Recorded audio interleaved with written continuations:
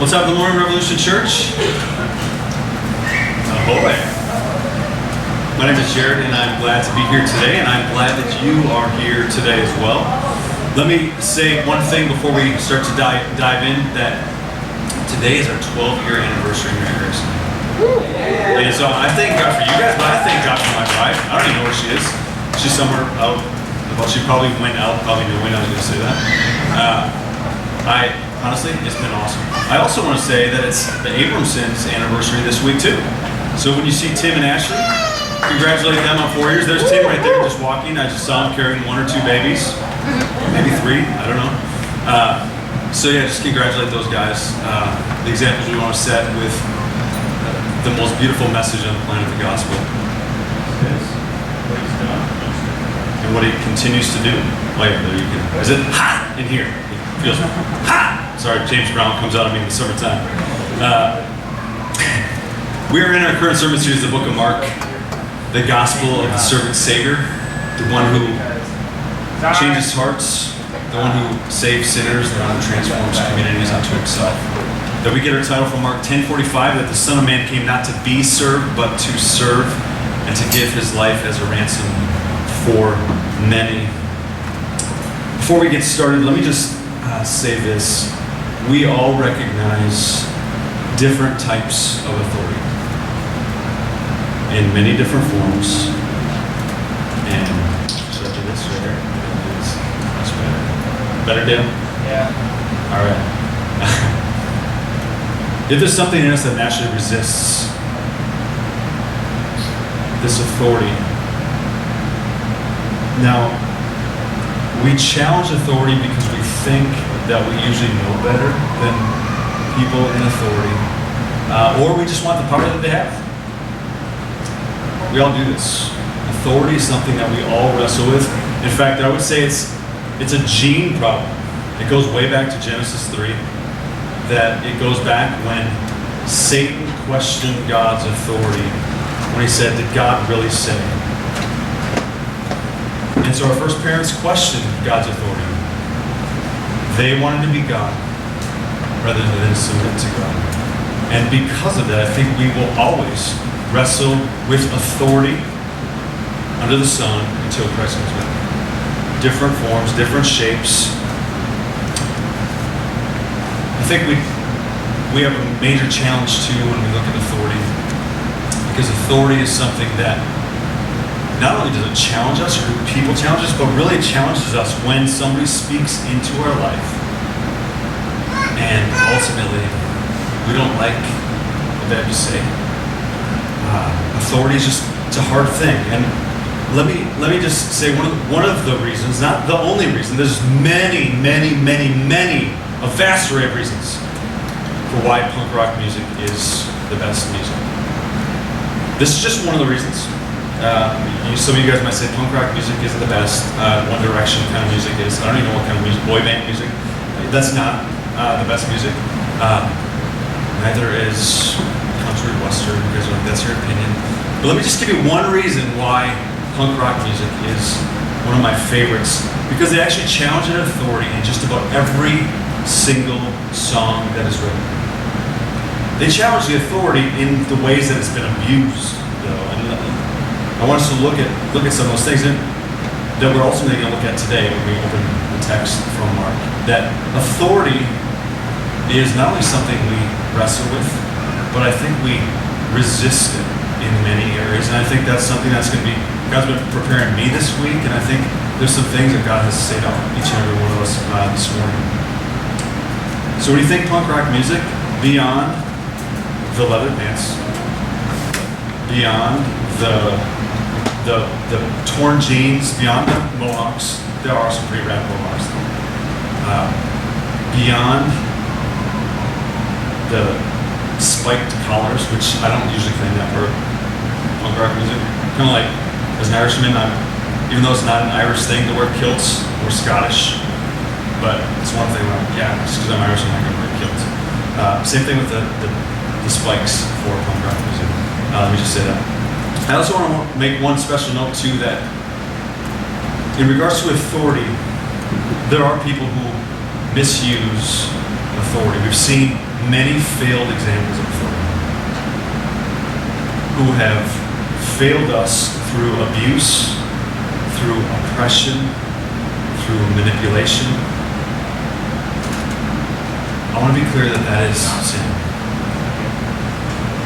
That's not the type of authority that I'm advocating this morning. But rather a good, beautiful, loving, biblical understanding of authority, the kind of authority that cares about the person and not just the duty of getting them to the place or the journey as well as the destination.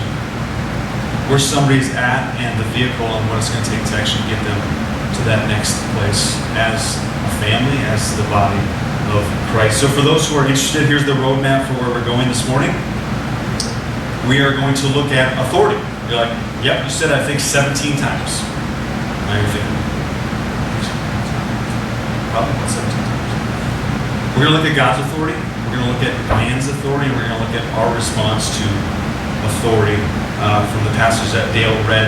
And I just want to remind us from last week where we came from. Jesus has just cursed the fig tree. His disciples are like, what just happened?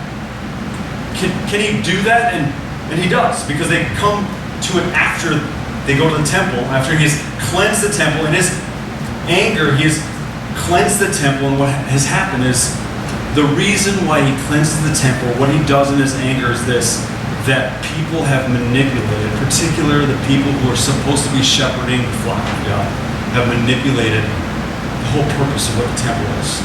Particularly the Gentiles, particularly the low, the down and out, who are in this particular area that as the people of God should not be restricted. And we see the chief priests, the elders, teachers of the law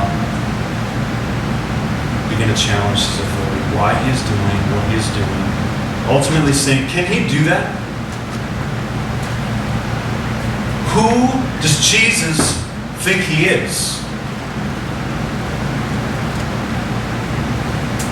Let me submit to you this morning that Mark has been crystal clear throughout the entire gospel who Jesus has claimed to be, how he's exercised authority from the very first chapter of Mark. And since we have a very short section, literally only like 6 verses at this point, I want us to look back at where we've been, and then where we currently are, and ultimately where we're going when we understand who God is, what he's done, who we are, and what we do in response to God and his authority. If you have your Bibles, this is where you can open them up to the Gospel according to Mark. And we're actually going to turn to chapter 1, verse 1. Before we do that, I do want to pray for God's time and that he might open these pages, the living word to us. Heavenly Father, I just thank you for what you have done. The work behind the scenes that some of us don't see in our own lives, and the work that you've done in others' lives that we spent much time throughout the week in community with. Those in our community who you are drawing to yourself. God, I pray that your Spirit might move this morning, that I might get out of the way, that we might see you, that whatever things we're thinking about maybe on the way to our gathering for worship this morning, maybe some things that we've been thinking about, we're still thinking about right now, God, I pray that we just let those go right now. Maybe things that we're thinking about before we leave today, this building, maybe where we're going to go to lunch, maybe things that we have going out tonight or tomorrow or this week. God, help us just set those things aside right now. That we might hear your word. That we might believe the truths of your word. That we might live them, celebrating who you are and what you've done and what you continue to do. Thank you, Jesus. Amen. So beginning with chapter 1, verse 1 in Mark, not to be in step with some of the things and ways we sometimes do things here at Revolution Church, it might be actually good to talk about Genesis. Genesis 1:1 says, in the beginning, God. Who created everything? God. God spoke the world into existence. God has authority over all things and over all people, all things. Nothing came into existence without God. John 1:1, we're told that in the beginning was the Word, and the Word was with God, and the Word was God. Who is that? That's Jesus. In the beginning. Then we get to Mark 1:1.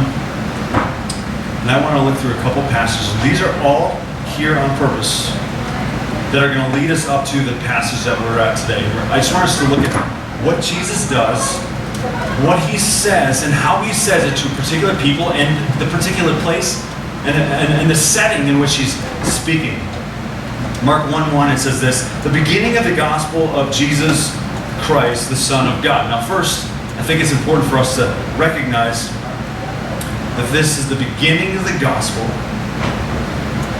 or the good news, that the God-man has come to earth to reconcile sinners to himself. That he is the Christ. He's the long-anticipated Messiah. That he's going to reconcile people back to himself. That he is the Son of God. I think that's where we have to start, because that's where Mark starts, and this is the prep for the rest of our time this morning. That Jesus is God, and his authority started way back here. Mark is actually setting up a presupposition for us to understand that Jesus is the Christ, the one that everybody's been anticipating, and he's just the Son of God. It's only through him that any of this is possible.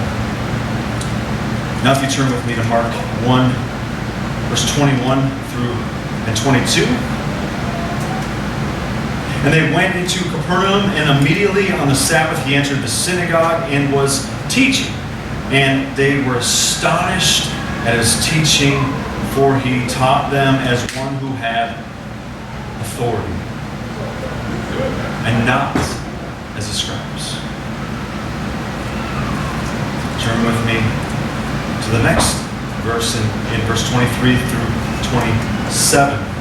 28. And immediately there was in their synagogue a man with an unclean spirit. He cried out, "What have you to do with us, Jesus of Nazareth? Have you come to destroy us? I know who you are, the Holy One of God." But Jesus rebuked him, saying, "Be silent and come out of him." And the unclean spirit, convulsing him and crying out with a loud voice, came out of him, and they were all amazed. So they questioned among themselves, saying, "What is this? A new teaching with authority." And he commands even the unclean spirits, and they obey him. And at once his fame spread throughout all the surrounding region of Galilee. Turn with me to chapter 2, verse 1.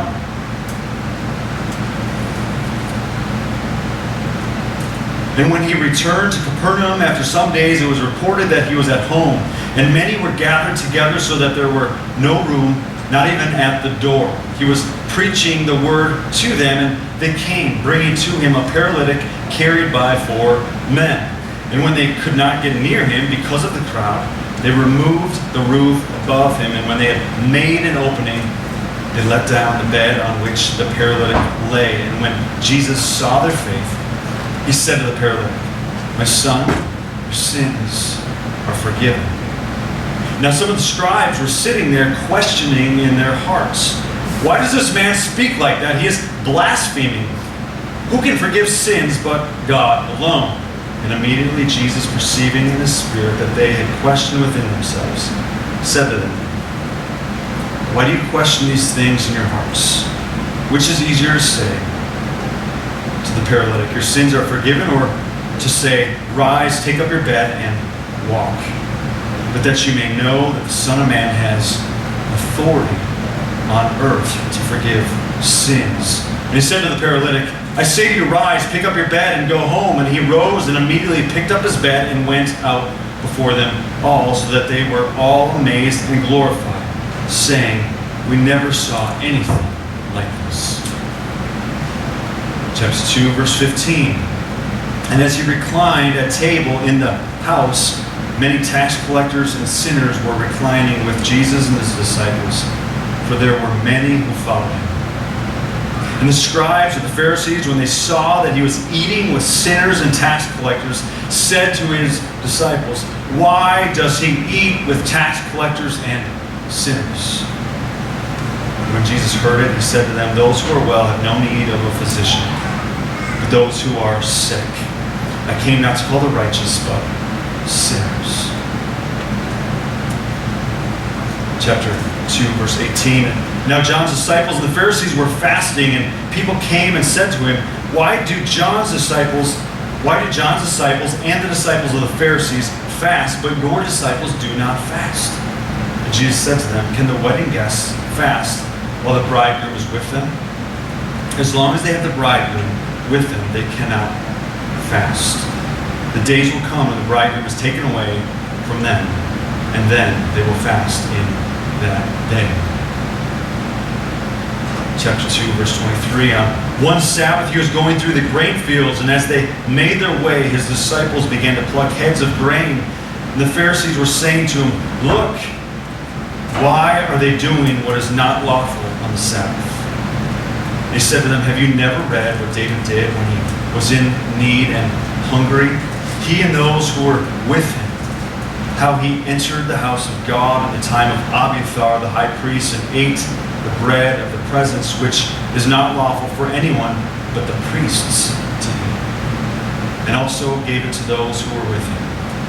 And he said to them, The Sabbath was made for man, not man for the Sabbath. So Son of Man is Lord even over the Sabbath, or even of the Sabbath. Chapter 3, verse 1. Again he entered the synagogue, and a man was there with a withered hand, and they watched Jesus to see whether he would heal him on the Sabbath, so they might accuse him.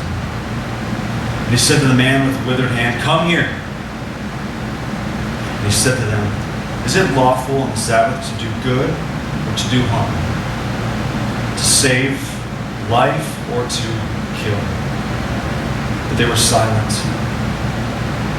And he looked around at them with anger, grieved at their hardness of heart, and said to the man, Stretch out your hand. He stretched it out, and his hand was restored. The Pharisees went out and immediately held counsel with the Herodians against him, how to destroy him.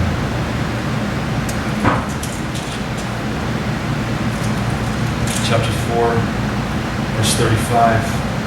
On that day when evening had come, he said to them, Let us go across to the other side. And leaving the crowd, they took him with them in the boat, just as he was, and other boats were with him. And a great windstorm arose, and the waves were breaking into the boat, so that the boat was already filling. But he was in the stern, asleep on the cushion. And they woke him and said to him, Teacher, do you not care that we are perishing? And he awoke, rebuked the wind, and said to the sea, Peace, be still. And the wind ceased, and there was a great calm. And he said to them, Why are you so afraid? Have you still no faith? And they were filled with great fear and said to one another, Who then is this, that even the wind and the sea obey him? Chapter 5. And they came to the other side of the sea, to the country of the Gerasenes, and when Jesus had stepped out of the boat, immediately there met him out of the tombs a man with an unclean spirit. He lived among the tombs, and no one could bind him anymore, not even with a chain, for he had often been bound with shackles and chains. But he wrenched the chains apart, and he broke the shackles in pieces. No one had the strength to subdue him. Night and day, among the tombs and the mountains, he was always crying out and bruising himself with stones.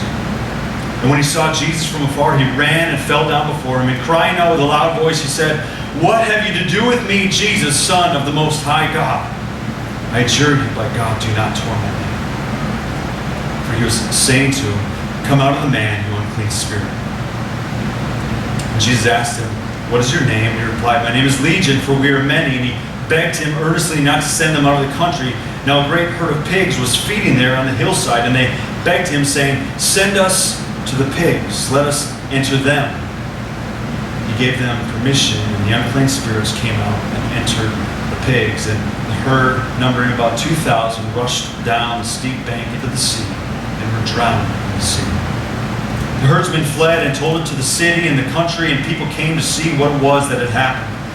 They came to Jesus and saw the demon-possessed man, the one who had had the legion, sitting there, clothed and in his right mind, and they were afraid. Those who had seen it described to them what had happened to the demon-possessed man and to the pigs. They began to beg Jesus to depart from their region. Chapter 6, verse 1. He went away from there and came to his hometown, and his disciples followed him. And on the Sabbath he began to teach in the synagogue, and many who heard him were astonished, saying, "Where did this man get these things? What is the wisdom given to him? How are such mighty works done from his hands? Is not this the carpenter, the son of Mary and brother of James and Joseph and Judas and Simon? And are not his sisters here with us?" And they took offense at him. And Jesus said to them, "A prophet is not without honor except in his hometown and among his relatives and in his own household." And he could do no mighty work there except that he laid his hands on a few sick people and he healed them. And he marveled because of their unbelief. Chapter 7, verse 1. Now, when the Pharisees gathered to him with some of the scribes who had come from Jerusalem, they saw that some of his disciples ate with hands that were defiled, that is, unwashed. For the Pharisees and all the Jews do not eat unless they wash their hands, holding to the tradition of the elders. And when they come from the marketplace, they do not eat unless they wash. And there are many other traditions that they observe, such as the washing of cups and pots and copper vessels and dining couches. And the Pharisees and the scribes asked him, "Why do your disciples not walk according to the tradition of the elders, but eat with defiled hands?" And he said to them, "Well did Isaiah prophesy of you hypocrites, as it is written, 'This people honors me with their lips, but their heart is far from me. In vain do they worship me, teaching as doctrines the commandments of men. You leave the commandment of God and hold to the tradition of men." Chapter 8, verse 11. The Pharisees came and began to argue with him, seeking from him a sign from heaven to test him. And he sighed deeply in his spirit and said, "Why does this generation seek a sign? Truly I say to you, no sign will be given to this generation." And he left them, got into the boat again, and went to the other side. Chapter 9, 10, 11. All the way up to where we currently are in Mark. We see it over and over and over.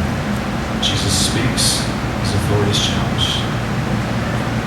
But he doesn't do anything out of his nature to lie his command. He's taught with authority in many different ways. That he has authority over fasting.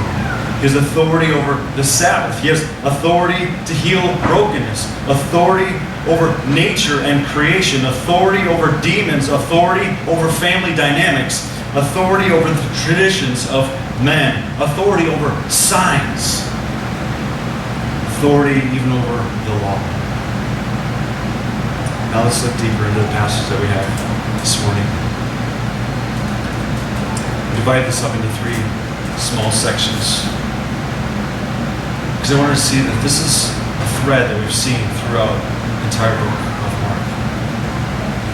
This isn't something new, but that Jesus has continued to speak in such a way, and most of the opposition that he's seen has actually come from the very people who are questioning his authority.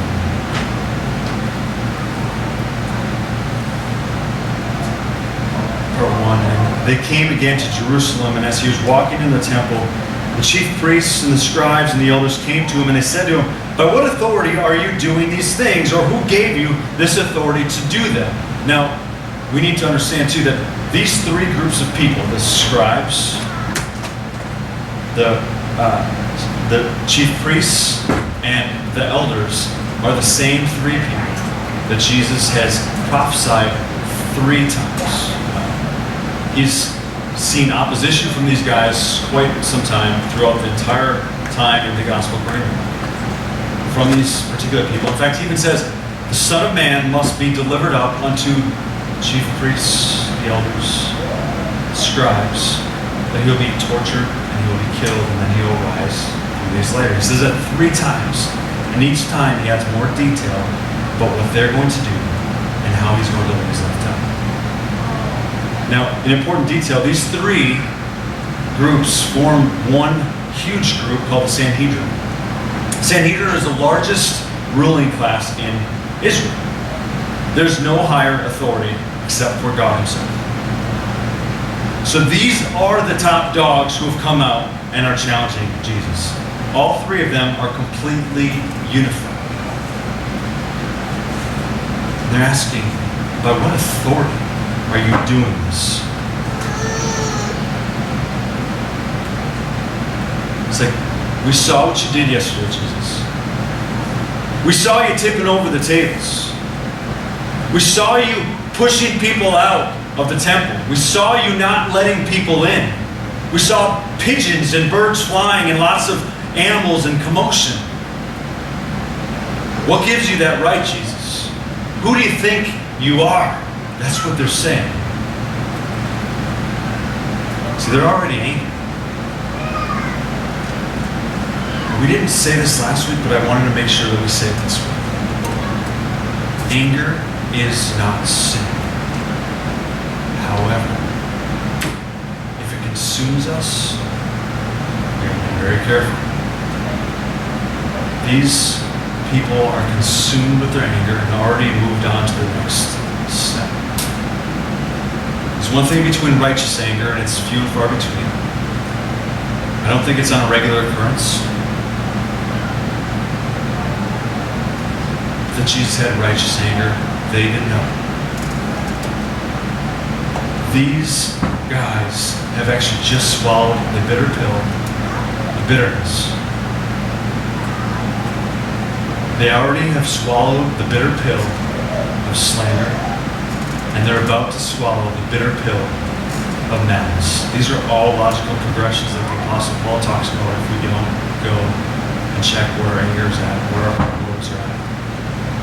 And they're ultimately going to seek the murder of Jesus, the same people. Second part, verse 29, Jesus' response. And Jesus said to them, I will ask you one question, answer me, and I will tell you by what authority I do these things. Was the baptism of John from heaven or from man? Answer me. So what is Jesus doing? Jesus is getting at the depths of the heart, the whole purpose for what these people are advocating for. He wants to hear them say.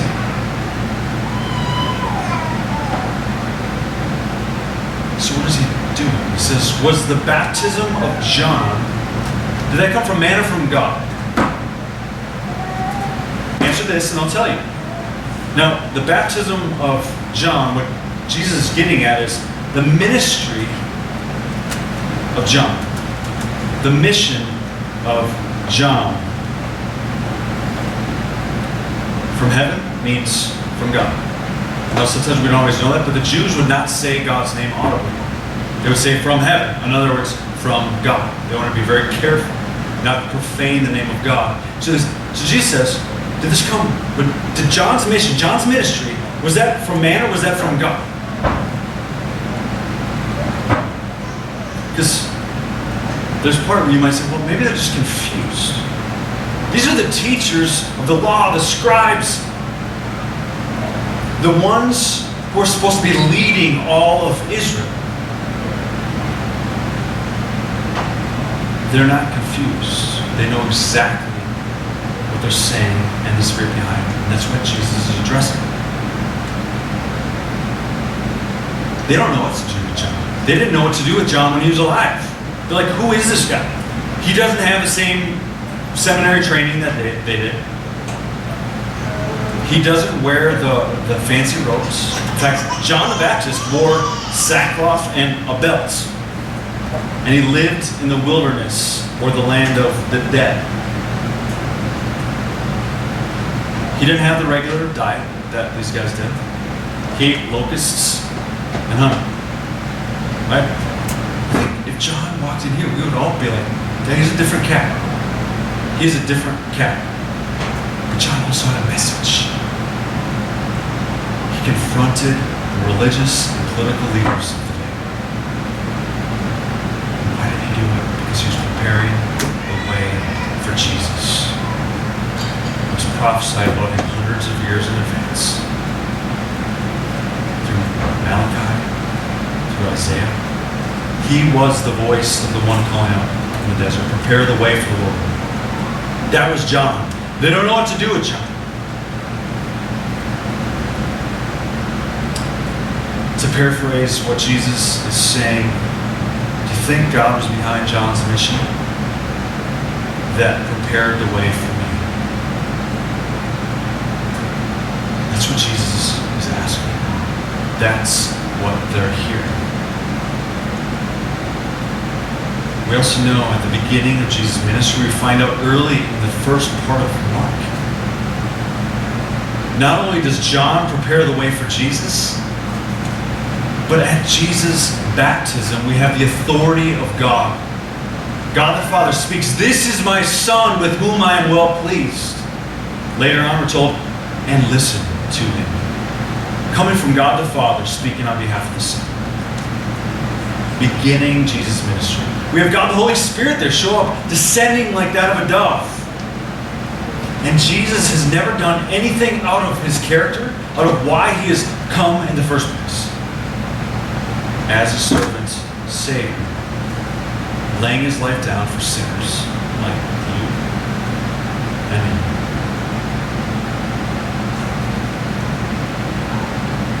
Jesus says, if you answer my question, then I'll answer yours. I think this is awesome. I mean, I can read over that. It's like, and these guys are trying to challenge Jesus. The one who spoke the world into existence. Yeah, they don't believe that. But every single time they've tried to challenge him, they've been shut down. Realizing they should read the word a little bit better of what Jesus says. Third point, third section. And they discussed it with one another, saying, if we say from heaven, he will say, why then did you not believe him? But shall we say from man? They were afraid of the people, for they all held that John really was a prophet. So they answered Jesus, we do not know. And Jesus said to them, neither will I tell you by what authority I do these things. They don't respond for two reasons.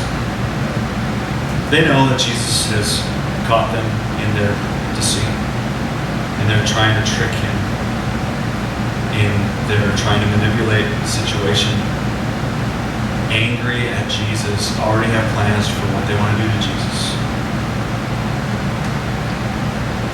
First reason is this: if they condemn John as his ministry is only from man and not from God, then they got some major problems with all the people who believe John was a prophet. Even they themselves talk about John as being a prophet. So if they say it's just for man, they actually have problems with the people who have actually seen his fame spread since he had become a martyr in Jerusalem under their king, King Herod. Second part is if they say John's baptism, his ministry, his mission is from God, well, then they got an even bigger problem. They're not only affirming John's mission, but also Jesus' mission. Why he is there, what he's just done, confronting their own anger, their own sin, their own struggles, their own resistance.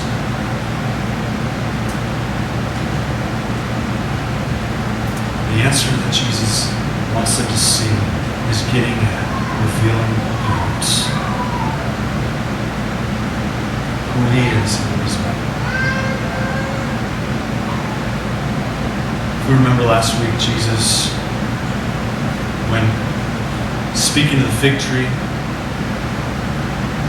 when judging it, showing a private illustration for the disciples, and then soon showing a judgment on the temple, a public illustration for all to see. That this is a place of worship for all nations, for all peoples, not just some. When they see the withered fig tree after he curses it, he says, have faith in God. Why? Because they're looking at the appearance of what has happened to the fig tree. He's like, don't just look at the fig tree. Don't put your faith in things, in buildings, in structures, in systems, or even in man. Faith in God, Jesus says. So my question for us is this: where do we all put our faith?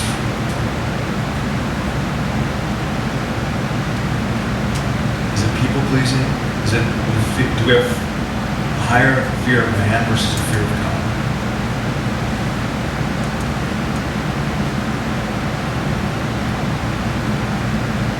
Having a fear of God will ultimately cause us to do a couple things differently.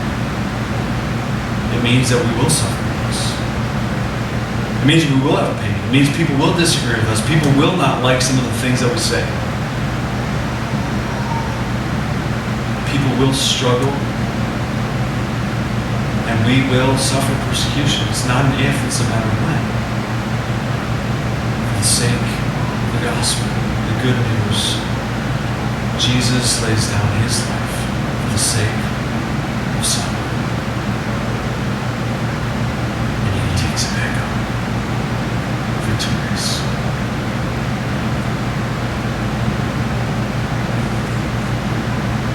Jesus tells us elsewhere, don't fear man. Even though if we look at most of the things in our life, most of the times, the struggles we have, pains we have, or even the insecurities we have, is because we fear man and not God.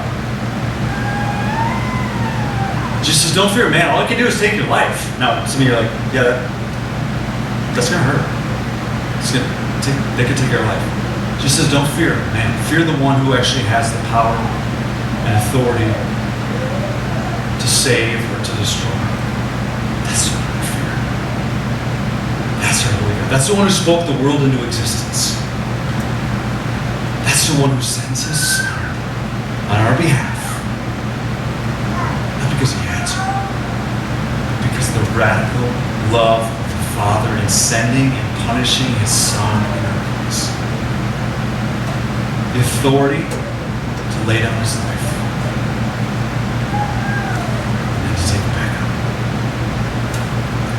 Reconcile sinners to himself. So what's the big idea for this one? This is the big idea I want us to get.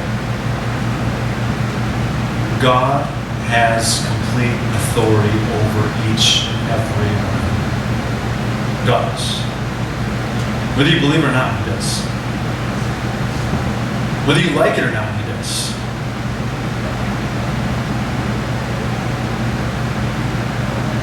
That followers of Jesus who have God's Holy Spirit residing in us, we being a temple of God's Holy Spirit, continually clean his house, our house, just like he did at the temple. He does that for the rest of our lives. We call this the beautiful doctrine of sanctification. He never once abuses his beautiful authority over us. It was always about reconciling, always about pursuing as a loving Father and punishing his Son and giving us his Spirit to be a family, to adopt a son. That's what he does with his authority. It's a beautiful authority.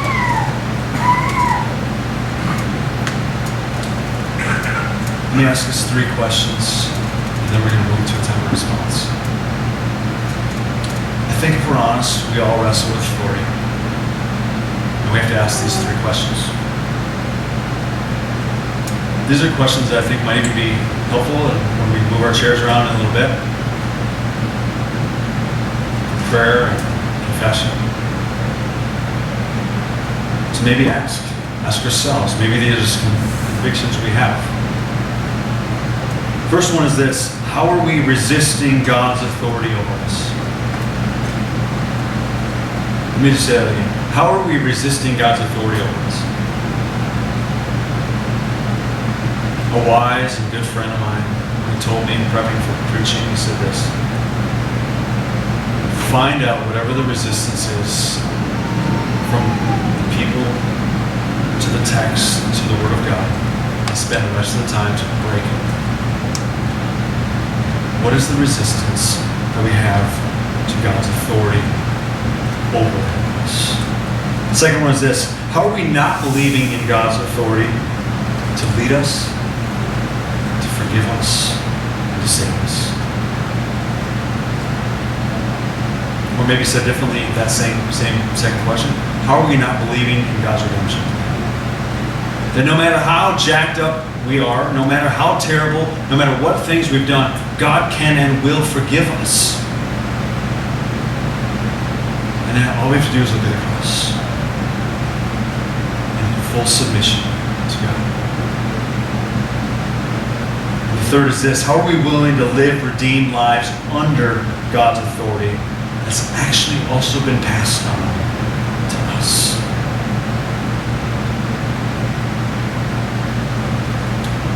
What does that mean practically? Now, this is a hard passage. It's just a short passage, but it's a hard passage. Because I already don't like authority. I already don't kind of challenge looking at these things. I already know there's these things that I hold into my own self, things that I kind of want to resist, things I don't like that I'm resisting. I know them. We all know them. We all know the things we're resisting. Sometimes we point them out into other people's lives. But let me remind us of the glorious truth of authority. This is where I always go back to whenever I think of authority. When I stop believing in the authority of God, or when I want to resist the authority of God, or when I don't want to believe parts of the authority of God over my life, over us as Revolution Church, over our city, over whatever it is, whatever job, school, whatever you think, you cannot come underneath that because it's bad or it's evil. Let's go back to the authority of God. What does Jesus say in Matthew 28:18-20? And Jesus came to them and said, all authority in heaven and on earth has been given to me. In other words, all authority is Jesus, is God's authority in heaven as God and on the earth over everything. And what does he do? What does he then say? What's the very next line? We call it the Great Commission. What commissions us as the people of God to go out and to live in such a way where people see Jesus as light bearers in the city, in our jobs, and wherever we go, with our marriages, with our children, with our bosses, with the people maybe who are employed underneath of us. Maybe it's the little children that we have care over in a short period of time. Maybe it's just our neighbors. What do we get to do? And this is what Jesus says: all authority that's been given to him in heaven and on earth, he says this, therefore, or as you go, make disciples of all nations. So we're called to make disciples of all nations. Not some nations. This is one of his strong challenges in the temple, because they were not believing that part of the message of God. That this place, this house, should be a house of prayer for all nations, Jesus says. That Jesus says, make disciples of all nations, and then we're to what? To baptize in the name of the Father, and the Son, and the Holy Spirit. And the third paragraph, the third command is this: and teach them to obey everything I've commanded you, and I will be with you to the end of the age. This is what I want us to think about as a sent people. As a sent people. As the Father sent me, so I am sending you. One of our elders preached this a few weeks ago. John. The authority that's been given to Jesus resides on us. We actually have an authority when we speak because we're connected to the vine. We're connected to Christ. We have the Spirit of God living in us. We actually go with authority. You can trace it through all of Scripture. All these people who thought, they're like, God's like, I will be with you. I don't care if you stutter, I will speak for you. I don't care if you are terrified of those people, and I will be with you. God doesn't. God is with us. Jesus promises. He's before us, He's with us, and He's behind us. That's the beauty of the message that we get to carry to the people. The authority that has been given to us as the people of God. Take time now, rearrange your chairs. As Dale said so rightly, I think in a very helpful manner, that it's not enough to hear the gospel with our heads. It's not enough to just know and have this knowledge in our heads. It has to sink down into our hearts. We have to believe it. Otherwise, it's just time that we wasted on Sunday morning. Doing what we want to do or doing what we feel like we have to. It's saying we need the Spirit of God. Comes faith, enables us to believe, and great power. So, I want us to arrange our chairs now to spend time in prayer, maybe confession. If you have spiritual gifts, maybe the Lord has given you a word, share that with the people next to you. Nobody sits alone. So if you see somebody alone by themselves, don't sit alone. Say, how can I pray for you? How can I come alongside you? Is there anything you're wrestling with? How can I pray for you? How can I come alongside you? My name is so-and-so, what's your name? Sometimes that's the easiest way to do it. So let's take that time right now. And then we'll respond a little bit through communion, through singing,